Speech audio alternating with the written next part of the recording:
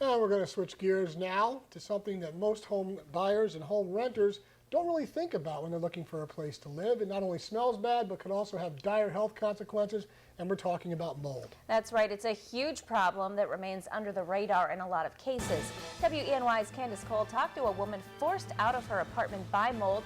She's here with the story. Candace?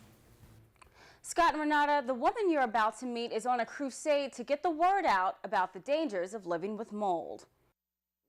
Kim Brown, who struggles with COPD, an upper respiratory disease, moved into her first-floor apartment in Elmira back in February. And when the weather started to warm up, she noticed something very troubling.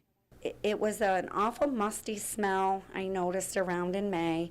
And then it went to visibly seeing it, just growing on things on my stands.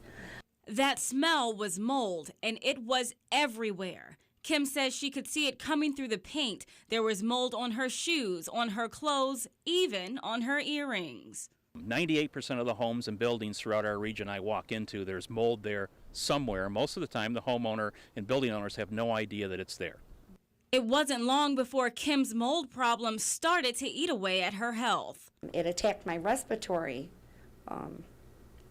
to the point where I actually had coughed up blood a couple of times. Kim says after about 4 months, her landlord finally installed 2 ceiling fans to cut down on the moisture, but that only exacerbated the problem. But if there's a mold situation, stirring it up isn't the answer. Getting to the source of the moisture that's causing the mold to grow is the best control. Kim's mold problem got to be so bad that her doctor ordered her to move out. She says her landlord is keeping her deposit, so she's now working to convince state leaders to provide renters protection. This is my mission.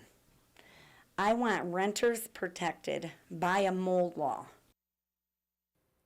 Our mold expert also says people need to monitor the humidity levels inside their homes, keeping it under 50%. So make no mistake, if humidity levels are over 50%, for more than 48 hours, mold will grow. In the studio, Candace Cole, WENY News.